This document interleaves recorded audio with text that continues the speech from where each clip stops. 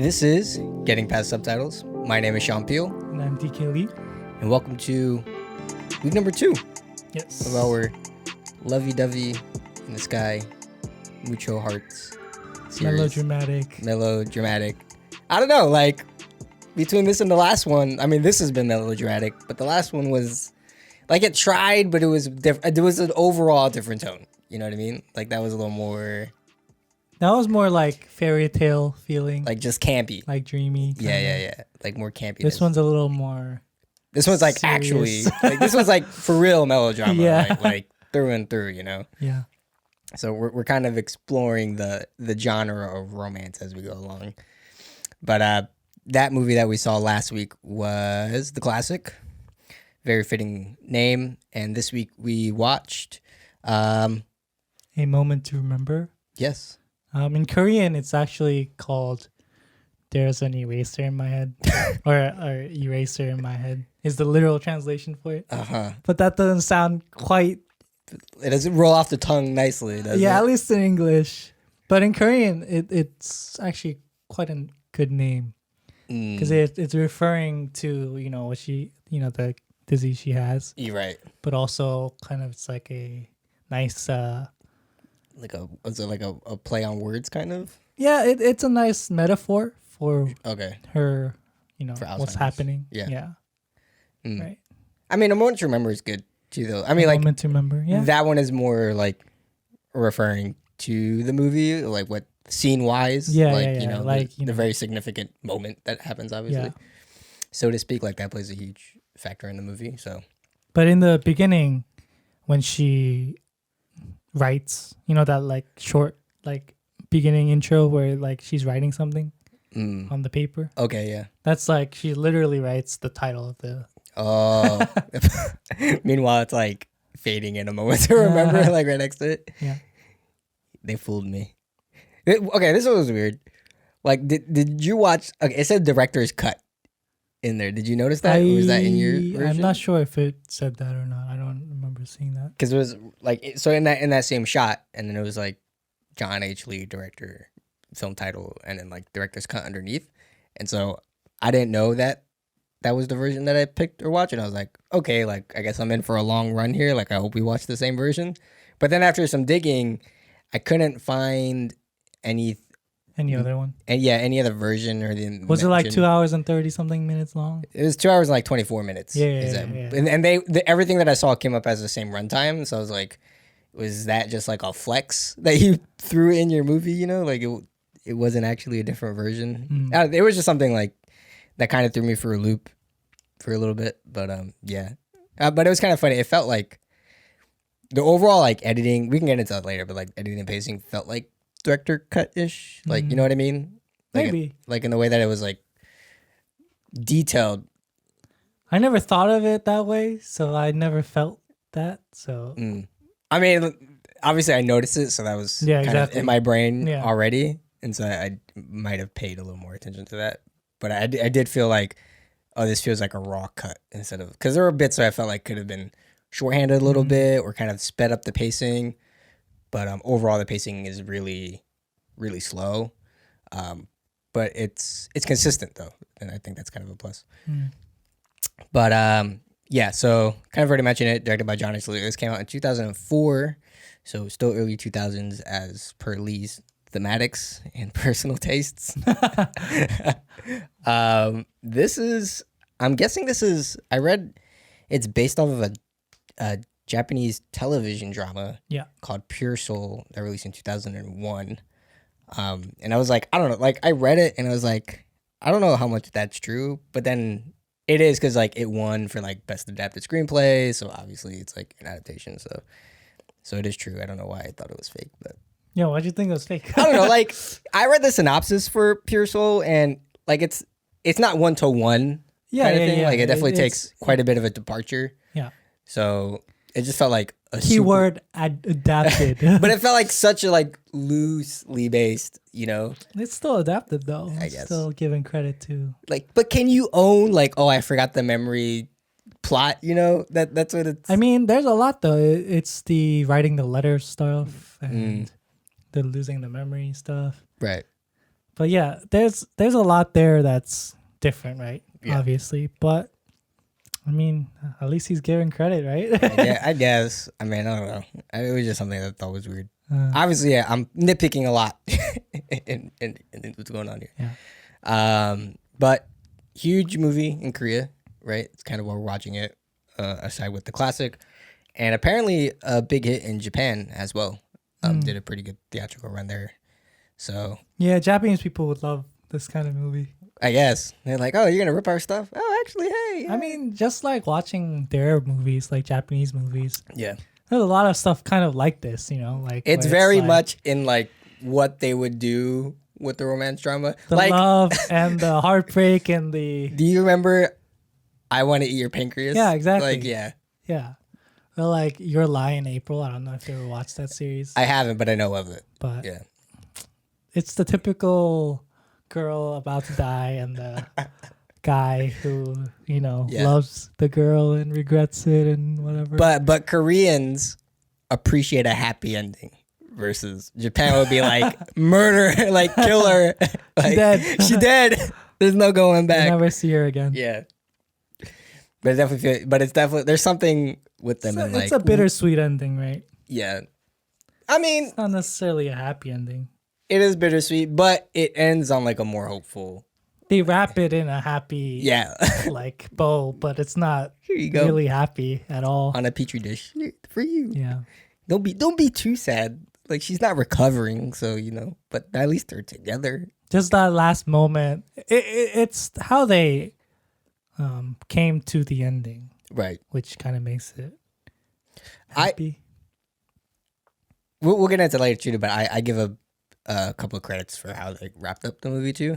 Because by like after a while, I kind of questioned like the trajectory of the movie, and I was very curious as to how they were gonna wrap it up. And I was pleased by the ending, so I think that was a good job. What else do I have here? So again, starring Son Ye-Jin as Su-Jin, and we have another getting past subtitles veteran, Jung Woo-sung as Cheol-su. Cheol-su, yeah. Who, if you remember our episode from way back when, The Good, Bad, and the Weird. Yeah. He's also in Innocent Witness, which have you seen that one? Yeah, I did. That's a pretty good movie, actually. It's fairly recent, right? Yeah. It's not too old, maybe like. Yeah, where he plays like a lawyer. Yeah, and he's trying to like defend this girl or something like that. Yeah, well, he's like trying to uncover like this case, and this high school girl that has like Down syndrome was like a witness, and then he's trying to like get the facts out of her. Yeah, it wasn't a bad movie. I thought that one was pretty good. But man, he's like Jung Woo-sung plays like such a character of himself, and like did you get that feeling? You think so? I think once I realized, well, one, like when I watched the movie, I didn't like put two and two together, but it felt like this is a very melodramatic romance movie, and he's very much like a character. He's very much like just like super dramatized, and like pretty one note. Like he's very consistent, but very like I don't know if that's a real person. You know what I mean? Like it feels very kind of scripted, but like in support of the story. But then when I realized that it was him, and he does play like this cool guy, especially in The Good, Bad, and the Weird, it felt like a super dramatized version of like that room. What about Innocent Witness? I got to go back and like remember, but I think it was like different though. He had a different kind vibe. Of vibe for that one. Yeah. But they're all very different movies. But yeah. But I thought that was kind of interesting. What did you think? He's pretty hard to. He's not a character actor, I don't think, in terms of like. Right. He's not like William Dafoe, where he blends into the character and like he becomes a chameleon. Right. And he becomes this like somebody other completely different character. But I think he picks a lot of roles that are very, like you said, he's almost the main character, like he is the star. He is like the A-list star. So obviously he plays a lot of those roles, and maybe that's why you get that feeling where it feels like Sure. Like there's a through line with everything. Right. He plays very similar characters or in the same vein, right? Sure. Yeah, I agree. but I think that there are nuances in his characters though. Like obviously from Good, Bad and Weird and this one. There's a clear difference in character. I think he fits into like the genre that he's playing in really well. You know, like in The Good, Bad and the Weird, that's a very distinct kind of tone and movie. And he blends really well into like that world. Same thing with like Innocent Witness and Being a Lawyer. And same thing with this movie, like 100% as well. And I think that's mainly why I feel that way, because he does such a great job in like, oh, you're gonna do this super romance movie, like, you know, it has this very clear tone, and he's like, I got you, like don't worry, I'll be that guy, you know, and he just blends into. He's like the ideal, like dude that you would think in like a romance movie, right? It's like he'll be the ideal dude kind of thing, right? So which is not a bad thing. I think that's a good thing. No, it works for him, especially in like an iconic film, right? Or like. At least in this case, where this movie was very popular and it was kind of like a perfect cast to, you know, an ideal. You got the Hollywood prince and the Hollywood princess. Yeah. There you together. Go. Right? Make one epic romance movie. There you go. Oh, man. Can't do it twice. But it is my week. I'm going to try my best. This one's not so bad. I will say, I had a note here. I was like, as I was writing it, and like when I kicked it off, I was like, it's one of those movies that's pretty easy to like make a synopsis about. Like it's not complex. It's pretty straightforward. But the runtime is so long. Like the movie is so long that I like realized, wait, like did I just watch a bunch of like nothing though? Oh yeah. Like you know what I mean? Yeah. Like when I actually had to think about the details, I was like not much really goes on, but like it's a lot of like building up to the climax. Right. And like and you wonder like, was it all of this needed? Yeah. Right? It's like a lot of this kind of feels like filler a little bit. I mean, some necessary, but like others like. But I think that's kind of what you need in a romance, though. Yeah. Because I mean, we can talk about it after you do the synopsis. Yeah. Well, pause. Footnote. But his point was that it's really long, but it's quite simple. The story, right? Let me break it down to you. Yeah. So, clear segue. All right. So we have Son Ye-Jin. Su-Jin. My bad. There's clearly a U right there. You mixed it up with Ye-Jin. Su-Jin. We were joking off air. It's like Son Ye-Jin. Yeah. And the character is like Su-Jin. Yeah. It's like take out the Ye. And you did Son Jin. I did. Yeah. Hollywood Su-Jin. Su-Jin. She so basically she returns home after kind of leaving, but partially also being left, sort of. Yeah. Right. Well, she was about to leave with her boyfriend. Lover. Yeah, but then he flaked. Yeah, not really boyfriend. Yeah. Technically, because he had a. It was an affair, right? Yes. It was that kind of spiel. Mm-hmm. But yeah, he was married. So the person turns out to be that her boyfriend or whatever was actually her like supervisor. And basically she's basically the mistress in that kind of relationship. And so the night of returning home, she has this inconvenient encounter with some guy who just tries to buy a Coke, and she basically like steals it from him, thinking that it was hers, and like it's just like a very moment kind of interaction, you know. And so continuing on, once Su-Jin gets back with her family, it turns out that she's in fact welcomed home to her surprise when she kind of expected to, you know, be like lashed at, particularly by her father. But after some time, like it's kind of inferred that there's a passage of time that she's home, and her father ends up forgiving her for you know, everything that she kind of did and being away from home and such. And so on one particular day when that kind of happens, her father kind of takes her to his workplace, and he works like in construction basically. And she encounters the father encounters the same guy that we saw earlier from the department store, or the convenience store. But they work together. Yeah. He's a construction worker, and the father is overseeing the construction. He's like a contract worker, so he's a foreman in like the contract workers or whatever. Yeah. And there's like a little like dispute scene going on. You can tell that this guy's pretty hot-headed for a person. And so, and basically Su-Jin recognizes him when they drive away. She's like, "Oh, there's that dude."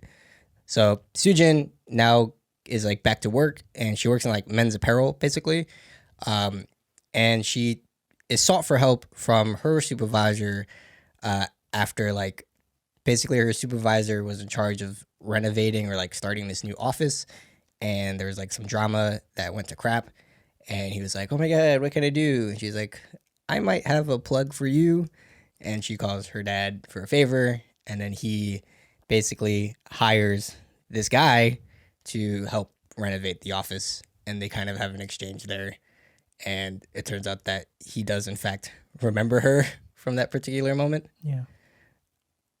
Is he fine? Oh, I thought I cut off. We're good. All right.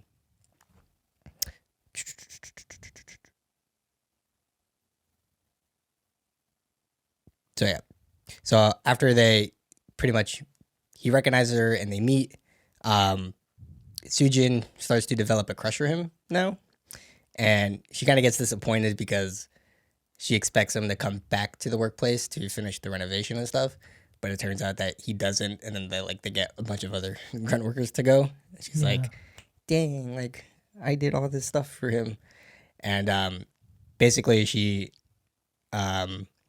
like gets some of her coworkers for like a night out or whatever, like to introduce them to a few guys.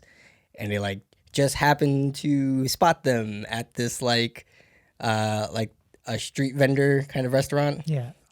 And then they all eat with each other, and then they end up going out right after that. He basically asks her out. And then they kind of go steady after that. And there's this like dating period, right? There's like this kind of like lovey-dovey, doves in the sky kind of section in the movie. And basically it kind of all leads into like this discussion. So her dad ends up finding out that she's dating somebody. And while all this is going through, he's like, he wants to be an architect, and then she kind of gets him into architect school. He like is on the road to being an architect. But with like all the happy vibes going on, people start picking up on her like good mood and tone, and her dad recognizes like, "Oh, are you seeing somebody now?" And she's like, "Yeah." And then he asks her to like meet him and invite him over for dinner. And when she proposes the idea to the guy, his name is Cheol-su, by the way, by now. I should have. I had a nice segue for Cheol-su's name, but I completely missed my mark. Basically, he's like against the idea. He's pretty hesitant about it. And there's like a sequence where like they're discussing it after a while, and like that discussion turns into like, "Oh, you won't meet my dad," to like, "What are we gonna do if we decided to get married?" Or like, "Do you even love me?" And like all these things kind of like start coming out, and it leads to like this dinner scene at a restaurant where basically she parent traps him. Yeah. And like shit goes down, and then Su-Jin like kind of falls into an accident. Well, basically she like faints, kind of. She blacks out, and this kind of, I guess, just like puts him on the spotlight and like makes him like realize that he does love her. And then it goes straight into like them getting married now. And then after that, there's like another honeymoon phase, right? And by this time, he's like a full-fledged architect. He even gets proposed to lead a project of his own of like designing, I think it was like a house or something for somebody. And then they kind of like, you know, talk about their own future, and he wants to build a house for them. So when everything is like from good to like getting better, they kind of put in that Su-Jin is very like forgetful, right? And more kind of becomes a problem, and she decides to see a doctor, and it all kind of cultivates that after some tests and stuff, it turns out that she has Alzheimer's. And initially she tries to keep it a secret from Cheol-su and everybody else, but then after a while, as it gets like really, really bad, he goes to the doctor himself, and the doctor tells him the truth, and he figures it out. And it gets like really bad for her. And as like a side plot, her ex-boyfriend supervisor ends up getting divorced and comes back to the workplace where she is. So they start interacting, and then he's like trying to get with her. And then there's like this huge fight scene that happens at home where he's like kind of taking advantage of her, question mark. And Cheol-su finds out and beats the living shit out of him. And the whole family witnesses it in that one scene, right? And when that happens, like, nobody knows that she has Alzheimer's except for Cheol-su. So once that incident happens, like, now everybody, including her family, knows what's going on. So they're like, oh, you know, like, what are you going to do with her? Like, you should, like, separate. She should stay home with us, et cetera, et cetera.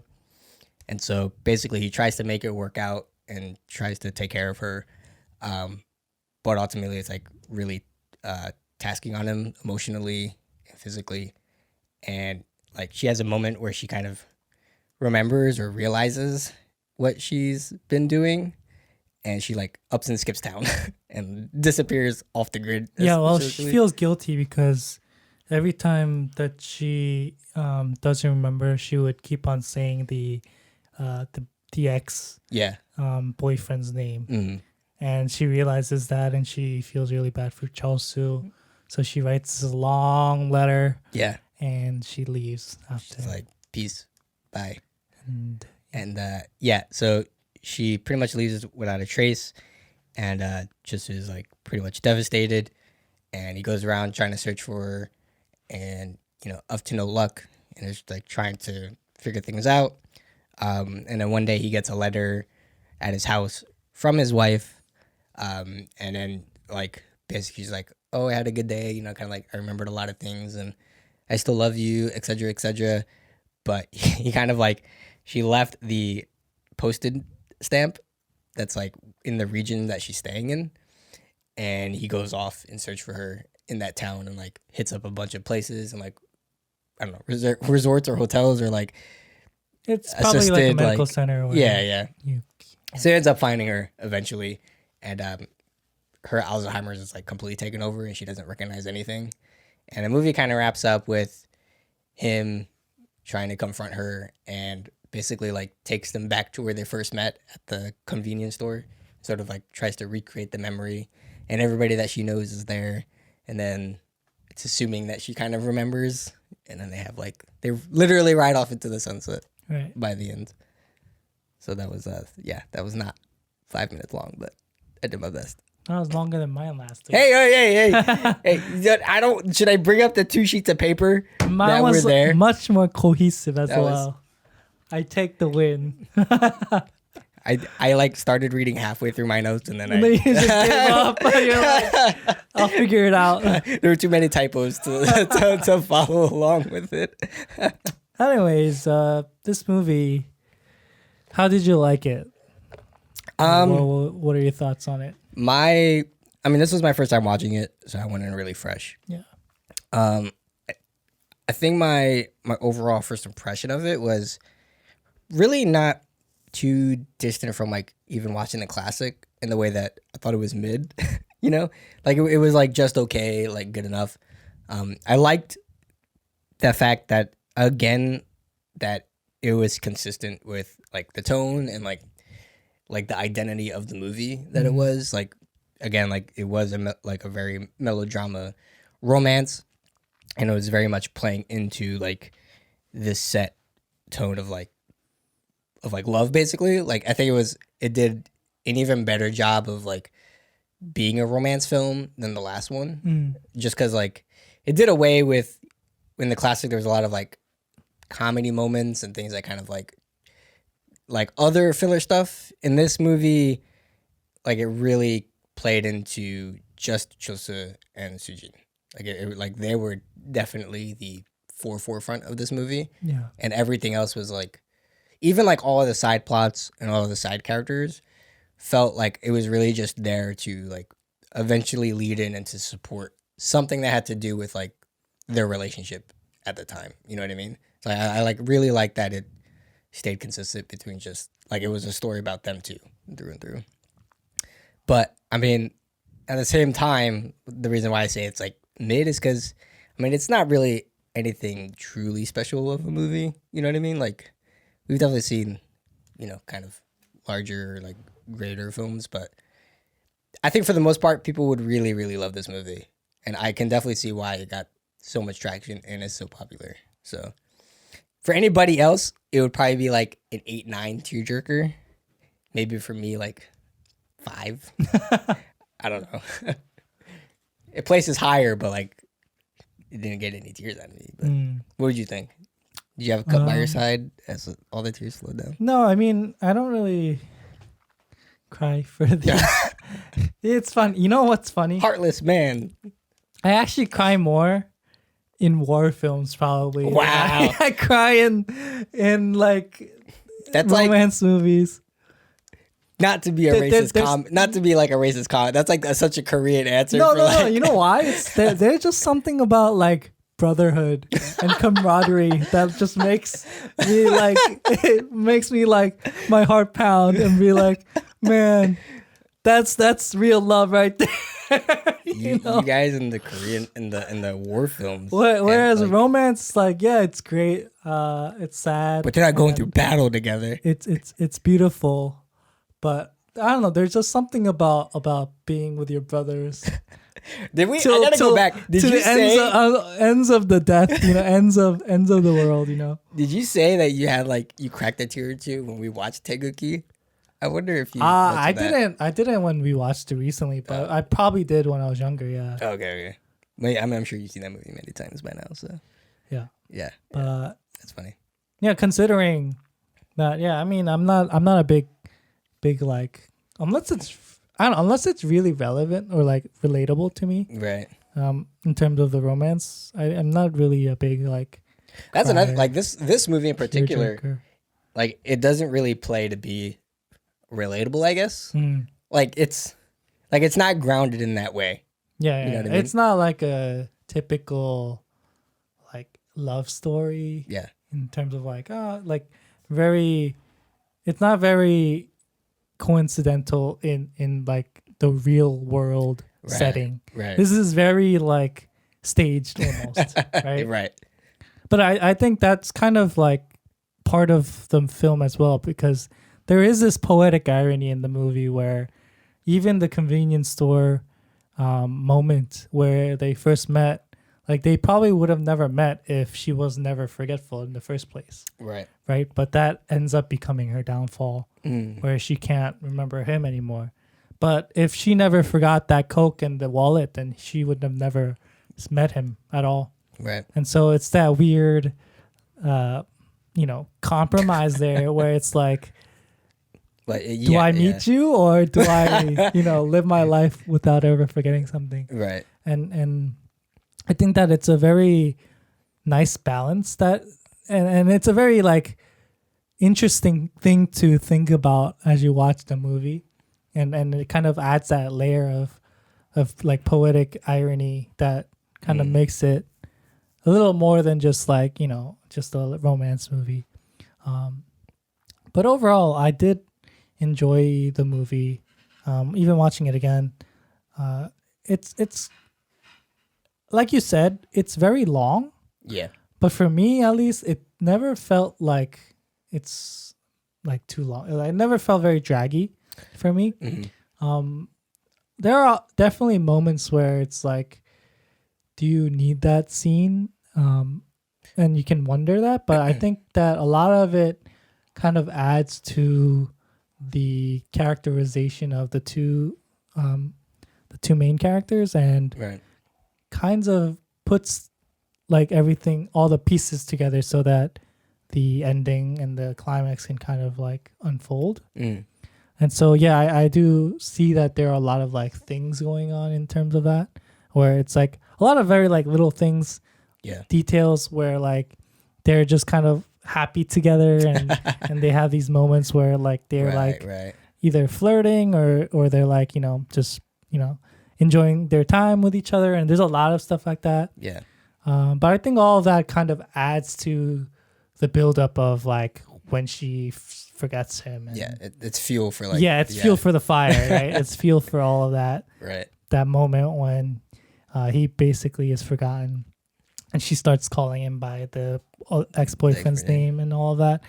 And I think it's playing to that, which is why it built that up. Mm-hmm. So it's not, for me, I don't think it was like draggy or anything by any means. Right. And I did like the way that they ended it. It's funny because when I watched it again, I actually had kind of forgotten how they ended it. But then like near maybe like 3/4 of it, I remembered again. Mm. When they started talking about like, when she starts talking about like, do you really love me? Like, when she starts asking all that. Yeah. And I think that's a good way to end it, where like, it's the thing where he never says he loves her ever. Like even after they married, he's never actually uttered those words. Mm-hmm. And then at the end, he finally like goes to her, and when she actually is able to remember, he says that to her. Yeah. And it ends that way. And I think that's a good way of kind of close on the loop. Yeah. Like finally having that payoff, right? Yeah. Of that like little moment that's set up where he's never said he loved her. Mm-hmm. And finally at the end, he does. And that's how it ends. Because it's a nice way of ending it, because I feel like it's hard to end a movie like Alzheimer's. Right. Especially when the answer is given to you halfway through the movie. Right. So now you're like, it's not really a twist or a shock. It's like, well, how are you going to resolve this, right? That's the question. Exactly. And so with that question in mind, I think it was a pretty good way of ending it. Because like, if she died, it's kind of weird too. That'd be terrible. It's a very like mental thing, right? Like it's a very that's not how it works. right. It's like, just because you have Alzheimer's doesn't necessarily mean that your body will die. Right. I mean, it probably does deteriorate a lot faster after, but it's not like you're just dead, right? And so like, how are you going to resolve that? Is he gonna be living with her forever, like taking care of her? Like, there's a lot of different weird things that you kind of have to think about. But when you end it with the thing where he finally gets to say "I love you" to her, right. as the ending, it kind of puts that nice bow on the end of the movie. So I think that was a pretty good way of ending it. Yeah, I could go into like a super rant because like I'm talking about the ending.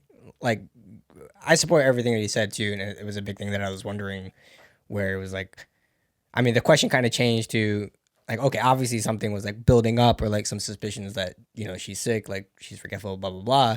So we find out that she has Alzheimer's by the midpoint.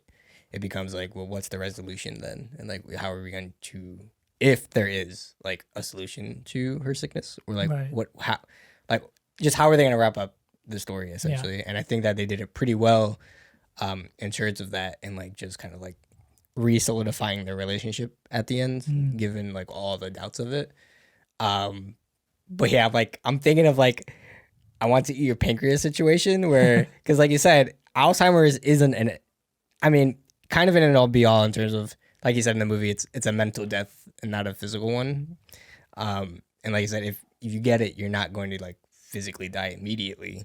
Like that's not a way to do it. So like, how do you do it? Like, I want to eat your pancreas. She had like terminal cancer, but she got murdered anyway. Like, you just can't do that. Like you can't give an inevitable death and then speed it up on some pull BS. The rug from underneath you. Like, if that happened in this movie, like immediately he's like 0 out of 10. Like I would have immediately car accident. She forgot. No. You have that light, the green light, red light. She's like, "What's the green light? What's the red light?" Yeah. If you copped out so hard doing that, one that's like, okay, now you're really playing for the Japanese audience, but two, accidents, crashes, the trauma to the real trauma.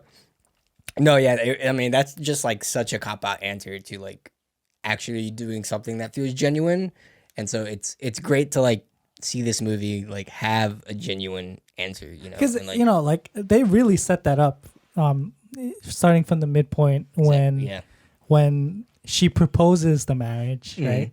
And she's like, "Oh, do you not love me?" And then she goes on that rant about like all of the different things, and then there's that nice like kind of twist in the end, near the end, where she flips the table on him, where like, remember all the answers that he gave her, like, like this is why, like, you know, I don't say I love you and all of this, and like, and near the end, she kind of does the same thing where she's like, yeah, like, you know, how do you know we're gonna be happy and all that, and she kind of like flips the script on him, and it's a very very nice like callback, right? And it feels very satisfying in that way, and even the love thing too, it's like, you know, him never saying I love you and then finally being able to say that as a you know, and it's, you know, like if you think about it realistically, it's kind of unrealistic. Because like, you know, people say I love you all the time, and it's really rare for somebody not to ever say I love you, dude. Like just the fact that she has Alzheimer's, like it was really really bad when she left. How did she go anywhere, for starters, and how did she end up like in the most convenient facility? You know what I mean? Like, and nobody knew about it. That's not how that works. But I mean, obviously this is not a realistic movie. I'm not expecting it to be realistic at all, but it's just that dynamic that I think kind of worked really well. Where they really knew how they wanted to bring the movie to the end, and a lot of the points within the movie really supported that. I like, my experience was, I mean, by the end of it, I was really glad and like had realized that, oh, I was in good hands the entire way along, because it was definitely kind of a rocky boat as going through. I mean, just personally, and so to know that the ending was really confident in the way that, like, I felt like I was on a straight line and everything happened so cohesively. Like, that's what I mean by like. Did you know that she had any kind of like Alzheimer's until like maybe until the reveal, like until that moment she actually goes to the doctor? I knew it was like a memory thing. I didn't know that they were gonna go with like straight up Alzheimer's. So I didn't like suspect. Because that's another thing that I think that this movie did really well was giving you a lot of hints as to her like getting into Alzheimer's, into that point, but never actually like revealing it straightforward, and kind of just showing us like little moments where she's very clumsy or she forgets things. And then that moment when she faints, it's like, why did she just faint all of a sudden? That was my first reaction when I first watched the movie. I was like, that's random. That's such a like cop out of the Shining. Right. Like, it's like, why are you to disturb? Like, and then kind of to change life, because like you don't know how to figure out how to like, resolve the dinner, the marriage scene. But then later on, you realize, oh, it's because she had Alzheimer's, and that kind of really makes sense. Right. It just kind of like unfolds that way. And it's really neat because they planted all that in the beginning of the movie. Like obviously the convenience store scene, the wallet. There's also another scene where she's like checking herself out and she's like making sure she's all nice because she kind of wants to. She forgets her bag. She forgets her bag. And she comes back for the bag. It's very subtle. It's like it's like a throwaway kind of thing that you kind of don't even need to think about. You just write it off as like that's her character, right? Like, that's just her personality, right? There's that moment, that throwaway line when she almost gets her bag stolen, and then all the pens flow out of her bag, and he's like, "Oh, do you sell these? Like, do you sell pens or whatever?" In the subway. In the subway. So like all of those things really kind of add up to that moment when you're like, "Oh yeah, she has Alzheimer's," and you're like, "Oh, okay, so that's why." And there's that other like very small like montage thing when she first goes to Cheol-su's house, and then she comes back out and go back home. Yeah. There's that really like fast montage of like the streets, like going through the streets. And she's like getting lost. And she's like lost, but it never tells you she's lost. Like she never like it's a montage. Like you don't even know what's really going on. It just looks like a kind of cool looking. It felt like just like a, I don't know, a vibe thing. Yeah, like trying to make the movie look cool, right? Yeah. But if you think about it, it's like her like not knowing which way to go really. And I mean, she explains it like because she ends up going to the, I guess like the fabric manufacturing place, and she like explains there that she got lost on the way or something. Yeah. The guy was like, "Oh, what took you so long?" Yeah, and she's like, "Oh, yeah, I kind of got lost or whatever." Right. But it's like very subtle, right? It's like it doesn't really feel like anything. Right. But then when that moment hits, when she's at the doctor's place, and you're like, "Oh, okay, now I get it." Yeah, it all makes sense. So all those things kind of work for that. All is revealed now. Yeah, I was gonna say like that's a huge plus in my opinion with the movies. I mean, that's something that I definitely picked up on was, like, again, like the pacing is really, really slow and it feels draggy at times. But like when you pull back in hindsight, like it all really works, and that's a huge part of it is that the payoffs that this movie gives you and the things that happen, like there are breadcrumbs all around the film, with just like every bits and moments, right? Like obviously the Alzheimer's is the biggest thing. It's the main driving point, but also just like, you know, their interactions with like the card griff, right? Like that always comes up and it kind of gets paid off into little scenes. Like I think my favorite scene is when he does it the last time where she just finds out she has Alzheimer's and she's like, "Oh, can you do it for me?" She's like really begging him. And he's like, "Oh, you never win at this every time we do it." And so he gives her a freebie without knowing it.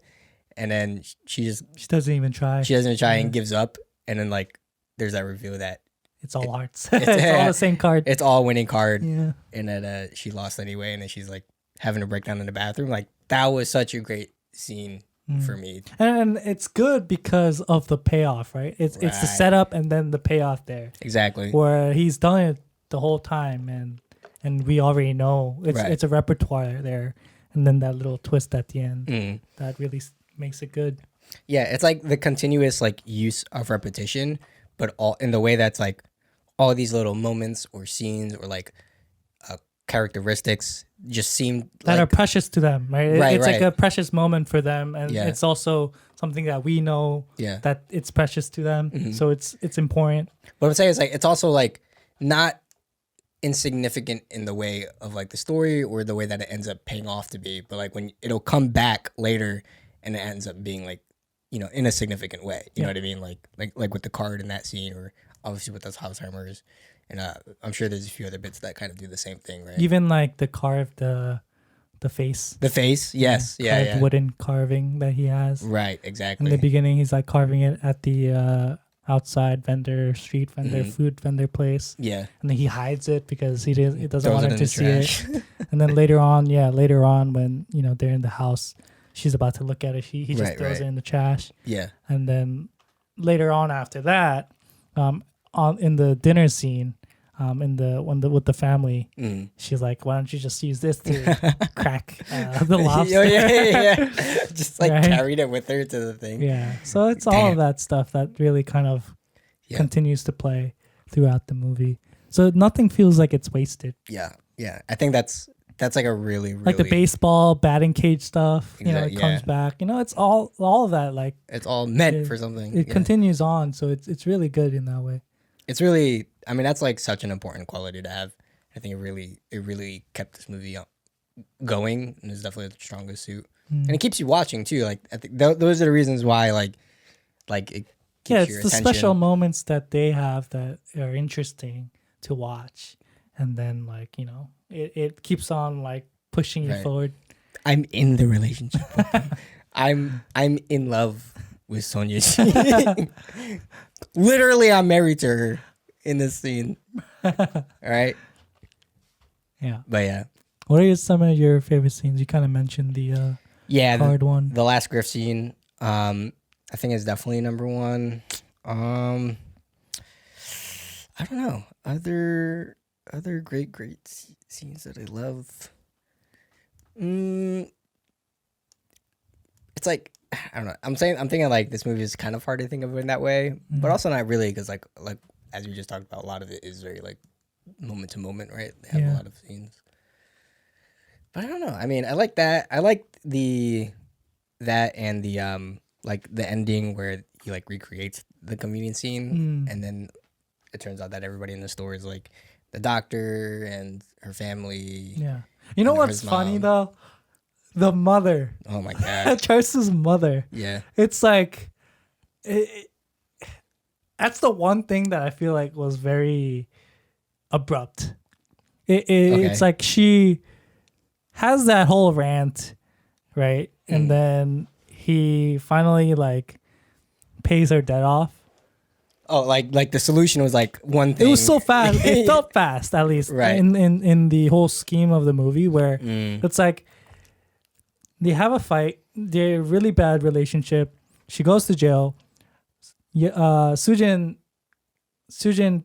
convinces Cheol-su to bail her out, right? Right. And then right after that, it's the scene where they all gather together and the mother is coming together as well. Right. To Cheol-su's house. Yeah. And it's just kind of like at that point, really all is like, well, question mark. Yeah, right. Yeah. Like they're all kind of like good, but there was never that resolution between Cheol-su and the mother.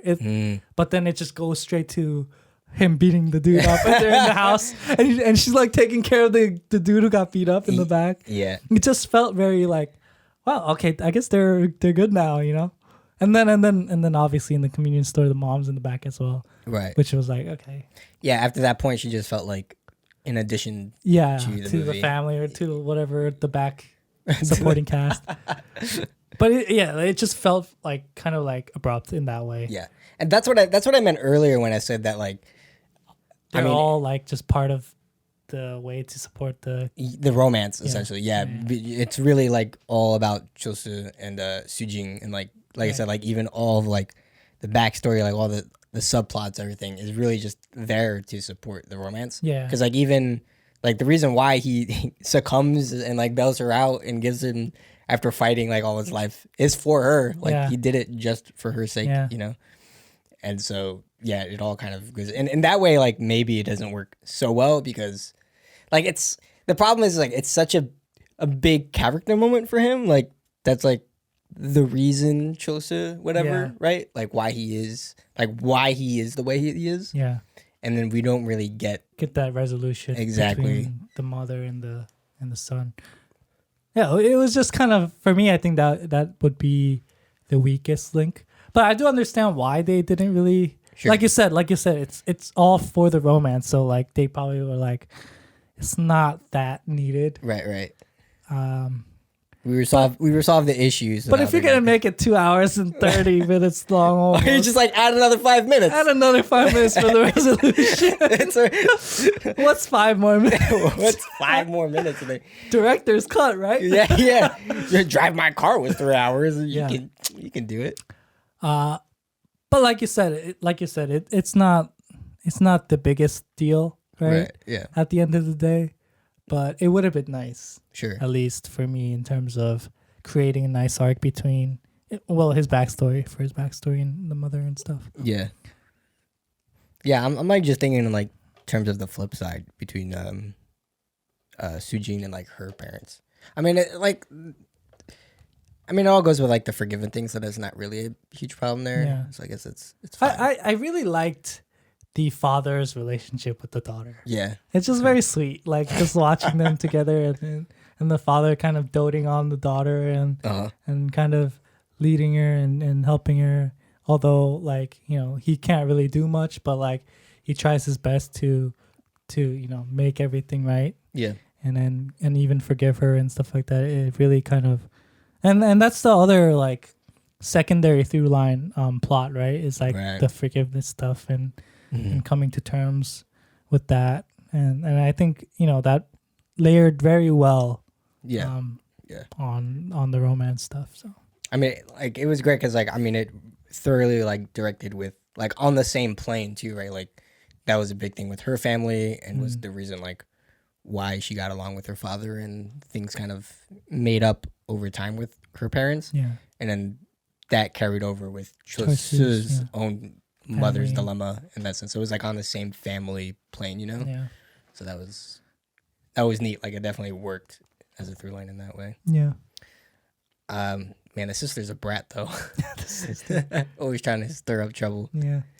I think maybe my favorite side character is the teacher, the other architect, the old head. Man.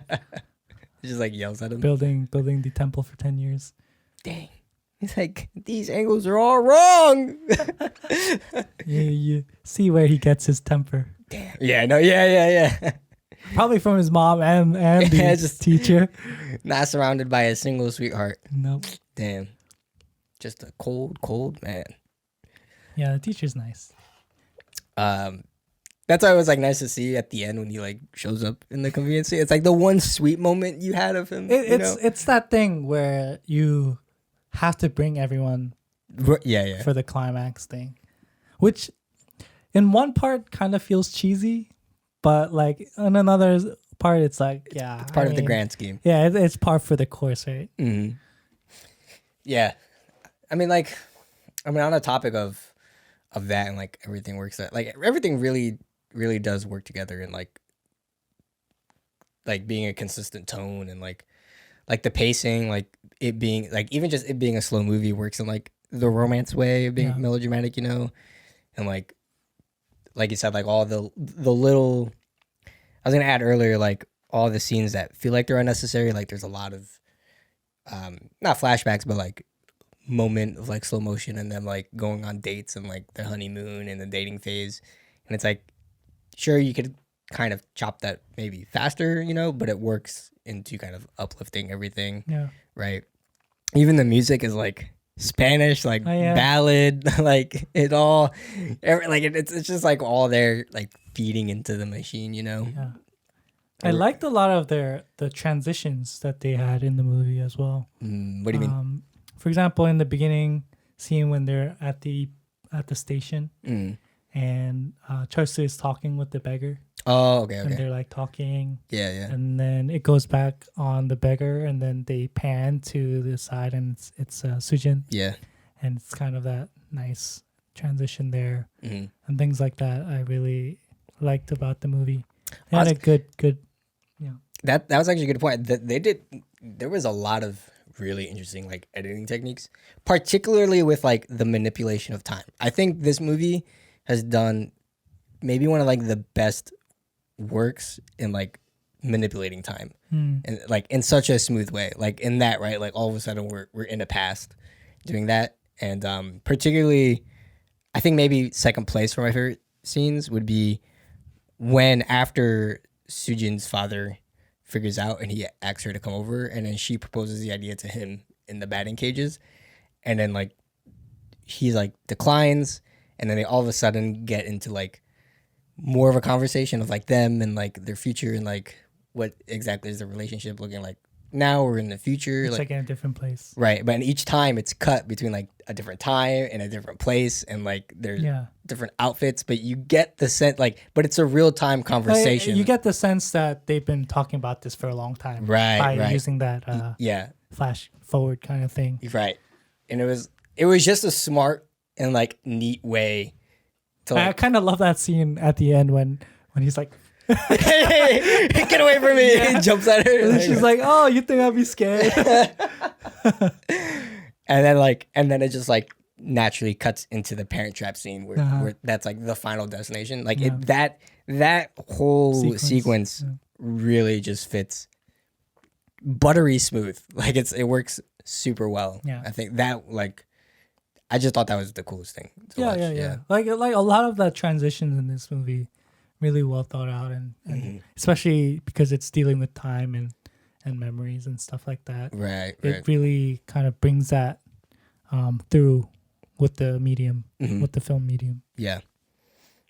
So strong use. I mean, strong characteristics in the movie itself. Yeah, for sure. Even when they're married, there's that montage, and then it goes to that shot of their like they're sitting together, they're married, like the photo. And then it goes into their house, and then he's like running. Yeah, because she left the stove on. Yeah, slow mo to the stove. Oh, I love this scene where like he takes her to like this hilltop, right?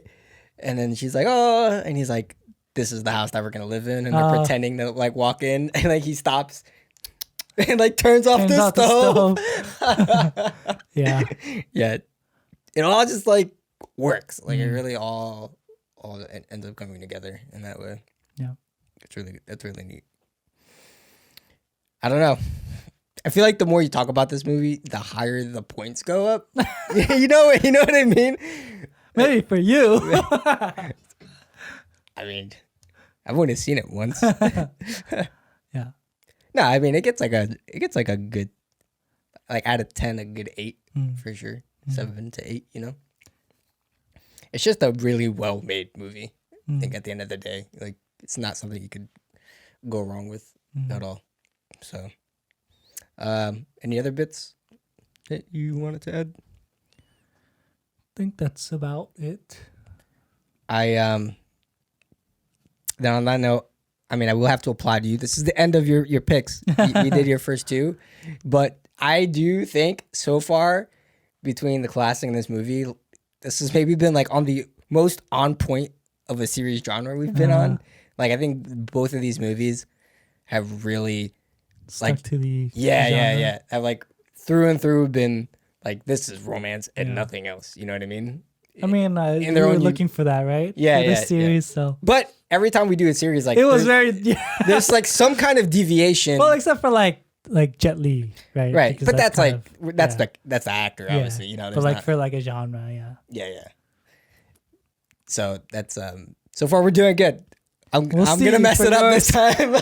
Now it's gonna. It's okay. It's okay. We need a little branching out. No. I'm determined now to be like on track and not derailed. But I like movies that are kind of layered. You know, not just one thing. I mean, like I do like the classics, but you know, right. sometimes it's nice to have a little subversion. You know, we'll see. I mean, I'm trying to remember. I've only seen A Man and Woman, so next week we'll be watching A Man and a Woman. Came out in 2016, directed by Lee Yoon-ki. So this is a more recent movie, as per my own personal theme. Post 2010s, guys. I got you. Don't worry about it. I've been watching like 1950s movies. Yeah, this guy's been going back to fucking Kurosawa. Yeah, so I go even way back. His most recent movie is like 92. Yeah. Exactly. I mean, the most recent movie I watched was probably 1975, which is High and Low. Yeah, so far. Yeah. But yeah, I'm trying to think. Like, I saw Man and Woman once, and really, like, loosely I remember the plot, but a lot of the detail and bits and pieces kind of are lost in me now. But it's different. I like, again, like the classic in this movie are very like, just true to the genre, but they have their own like personalities to them. Like, like they do it in a different way. Like I said, like the other one's a little more comedic. Like it definitely felt like the directors kind of touched on there, but was still very much like a romance movie in the campy, stereotypical way. But in this movie, does sort of the same thing, but like in the melodrama department, but still support it. This movie hopefully does the same, because I'm trying to remember, but the plot's a little different. There's a little more twists and turns, I guess you can say. Some unfaithful things. This would be like pre-Su-Jin. There you go. Yeah. When she's going out with the ex. Yeah. This is before happiness, Su-Jin. I see. You know what I mean? It's still romance. May not be wholesome, but the thing. So yeah, so that'll be next week. Man and Woman. Really enjoyed this one. And just a quick shout out to our Patreon. Come in, support us, get a couple of exclusive episodes. And you know, if you can't wait on Fridays, then you can get every episode posted in advance on Mondays. And I think we have the Drive My Car podcast up. Right? Yes, our latest new episode is Drive My Car. Fun fact. I had to do a triple take in real time today. That. Because one of his neighbors drive a 900 Saab 900 Turbo in red. I didn't. Maybe they rented it from him. For the movie. All the way from Japan? Yeah. Oh my God. That's the only one they got. Bro, like, this isn't even like, I'm not farming for content here. Like, literally, I had to hit the brake so hard. And I was like, wait Maybe a it's second. a common car. Not even. Not even. I don't think I've ever seen one outside of that movie. I live here. I've never seen it. Maybe he did rent it. I don't know. But yeah, that was pretty neat. But it's a nice looking car, and go check it out in that movie when you go see it, and then listen along. So yeah. But other than that, you can stay updated with us on Instagram at Getting Past Subtitles, as well as Twitter. And if you enjoyed this video, how did you like this movie? What other movies would you recommend in the romance department? Yeah. Just let us know down in the comments. Other than that, we will see you guys next week. Peace. Bye.